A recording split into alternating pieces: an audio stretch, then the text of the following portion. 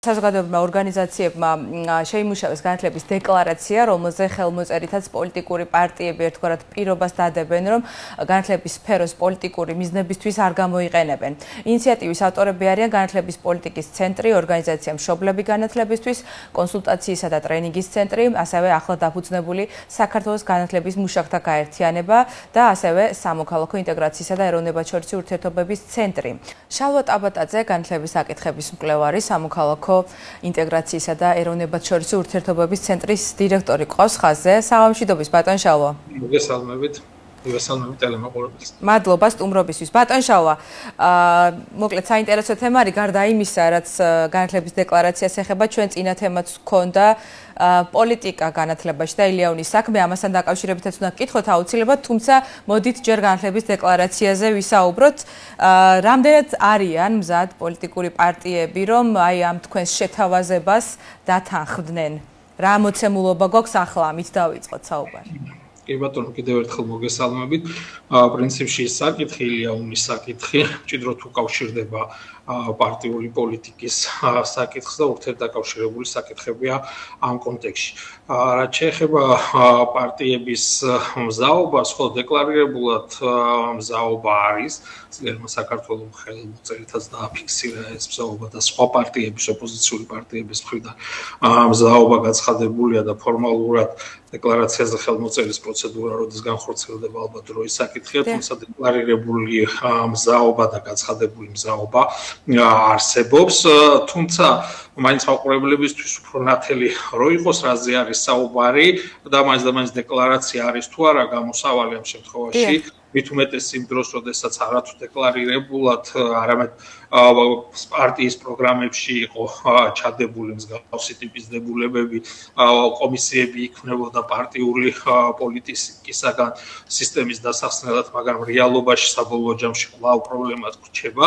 ნათელი წარმოდგენა რო გქონდეს, რაზეა საუბარი. ანუ პარტიული პოლიტიკის გავლენა, რომელიც უარყოფითად მოქმედებს განათლების სისტემის განვითარებაზე, მრავალშრიანი და მრავალწახნაგოვანია და აქ ბევრი მიმართულება მოიაზრება. ხშირ შემთხვევაში ამის აღქმა არის მხოლოდ და მხოლოდ თითქოს საკადრო პოლიტიკა არის მაგალითად. რა თქმა უნდა, მნიშვნელოვანი პრობლემაა საკადრო პოლიტიკა პარტიულ პოლიტიკასთან მიბმული. ეს შეეხება მასწავლებლების საკითხს, ეს შეეხება სკოლის დირექტორების საკითხს, ეს შეეხება რესურს ცენტრების საკითხს, რომელიც პირდაპირ პარტიული პოლიტიკით ინიშნება და გარკვეულწილად რა თქმა უნდა პრობლემა არის, მაგრამ ეს არ არის ერთადერთი პრობლემა. ერთ-ერთი მსხვილი პრობლემა პარტიული სტრუქტურების, როგორც ადგილობრივ, ასევე ცენტრალური, ისევე როგორც პარტიულ სტრუქტურებზე მომუშავე სახელმწიფო სხვა სტრუქტურების ჩართულობა განათლების სისტემაში, მათ შორის საუბარია სუსზე, საუბარია პირდაპირ პარტიულ სტრუქტურებზე, რომლებიც ხშირად არიან გადაწყვეტილების მიმღებები. კი ბატონო, ბატონ შალვა, რაში ჩანს ხოლმე ყველაზე მკვეთრად, რომ განათლების სისტემა პოლიტიზირებულია და პოლიტიკას აქვს ძალიან დიდი გავლენა საგანმანათლებლო სფეროზე? ხო, გამოვლინებები უკვე ამის გარდა საკადრო პოლიტიკისა, ასევე არის მრავალმხრივი. აი ერთ-ერთი გამოვლინება მაგალითისათვის, როგორ ზრუნავს სახელმწიფო მოსწავლეზე, რომელიც უნდა იყოს ამოსავალი, რათა გააჯანსაღოს განათლების სისტემა და ყველაზე ჯანსაღი მასწავლებელთა კორპუსი ყავდეს სისტემაში, რომელიც იქნება ყველაზე კვალიფიციური, ყველაზე მაღალი კვალიფიკაციის კადრებს მოიზიდავს და ასე შემდგომ და ასე შემდგომ.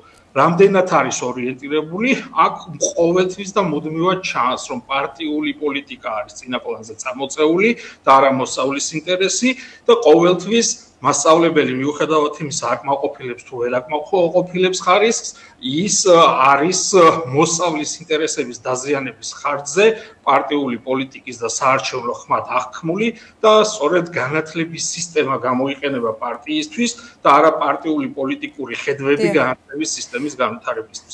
ამის მაგალითია მაგალითად იგივე განათლების პოლიტიკაში და განათლების მაგალითებზე ავტორიზაციის და აკრედიტაციის პროცესი, რაზეც თქვენ საუბრობდით, როდესაც პარტიული პოლიტიკიდან და ინტერესებიდან გამომდინარე შეიძლება კონკრეტულ უნივერსიტეტს თუ კონკრეტულ სკოლას ავტორიზაციისა და აკრედიტაციის მექანიზმებით შეექმნას პრობლემები და ამის გამოცდილებები და პრაქტიკებიც არსებობს. ილიას უნივერსიტეტის მიღმა იყო შავი ზღვის უნივერსიტეტის მაგალითები, იყო კერძო სკოლების დახურების მაგალითები, მათ შორის უნივერსიტეტის პრობლემები 2012-13 წლებში, 11 წელში კერძო სკოლის ბატონშავა და ასე შემდეგ. ისევე როგორც მაგალითად გრიფირების პროცესში, როდესაც შეიძლება გამომცემელი და ავტორი აკონტროლო იმ მექანიზმებით, რომელიც გაქვს გრიფირების მინიჭების პროცესში და ასე შემდეგ. დიახ, ბატონშავა, თქვენ ახლა რასაც საუბრობთ, ხომ, რაღაც ერთი მთავრობის და ერთი ხელისუფლების პრობლემა არ არის. ჩვენ ბოლო წლების განმავლობაში ნახეთ, რომ ყველა ხელისუფლების ინტერესი არის, რომ გავლენა კონდეს საგანმანათლებლო სფეროზე, იმიტომ რომ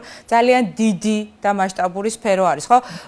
რაც ეხება წინასაარჩევნო პერიოდს, პარტიების ხედვა განათლების პოლიტიკაზე ნაკლებად გვაქვს და არ არის ხოლმე პრიორიტეტული განათლების თემები და განათლების დეპოლიტიზება წინასაარჩევნოდ პარტიებისთვის.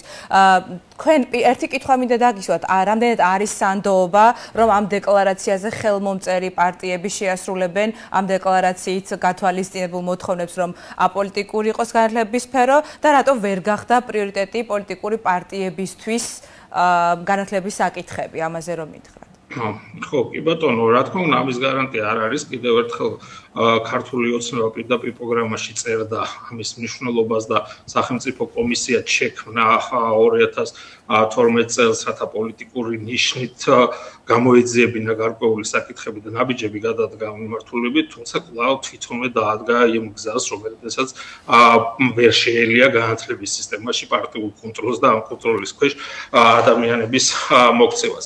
ამიტომ ამის გარანტიები არ არსებობს, თუმცა რა თქმა უნდა, ხელმოწერა გარკვეულ საფუძველს ქმნის, რომ ადამიანები რამდენად და პოლიტიკოსები მით უმეტეს ამ სიტუაციაში როგორ არჩევნების წინაშე ჩვენ ვართ, რამდენად კეთილსინდისიერად ასრულებენ ამ მექანიზმებს.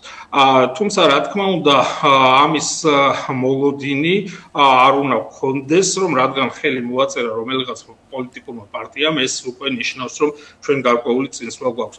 ანუ მუდმივად უნდა იყოს ამაზე, მათ შორის თუნდაც 2012-14 წლებში, როდესაც ხელისუფლება ახალი შეცვლილი იყო, მაქსიმალური ზეწოლა უნდა მომხდარიყო, რათა ის მექანიზმები და ინსტრუმენტები ამუშავებული იყო, რომელიც ძელვადიანად და მდგრადად უზრუნველყოფდა განათლების სისტემას პარტიული პოლიტიკისგან გათავისუფლების კონტექსტში.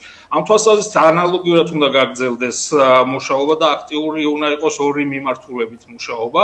ერთის მხრივ უნდა აიძულოთ სახელმწიფო ძალები სტრუქტურულ ინსტიტუციური რეფორმები გატარდეს ამ თვალსაზრისით, რომელიც მაგალითად ავტორიზაცია აკრედიტაციის პროცესს უფრო საზოგადოებრივად მართულს გაახდის, როდესაც ნაკლები ბიუროკრატია იქნება, როდესაც დელეგირება მოხდება გადაწყვეტილებების მიღების პროცესში, როდესაც საზოგადოებრივი ორგანიზაციები უფრო მეტად იქნებიან ჩართული ამ ტიპის გადაწყვეტილებაში და ასე შემდგომ.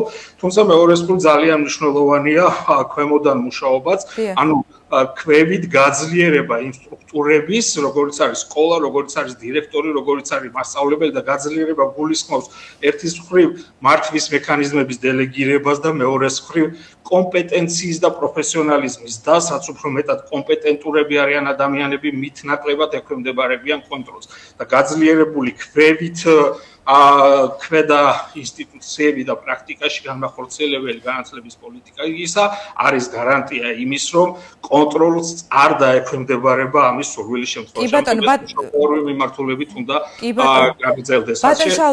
ელევიან განათლების სისტემას თქვენ რაც აღნიშნეთ, სწორედ იმიტომ იმდენად დიდია და იმდენად ყველას ეხება, არის ძალიან კარგი ინსტრუმენტი ძალაუფლების შენარჩუნებისთვის და სამწუხაროდ და ბუნებრივი ამისგან გაშვება არავის არ მნიშვნელოვანია ძალაუფლების შენარჩუნება და არა ძალაუფლების გამოყენება ქვეყნისა და სისტემების განვითარებისთვის და სამწუხაროდ ეს არ იცვლება პოლიტიკოსების შორის.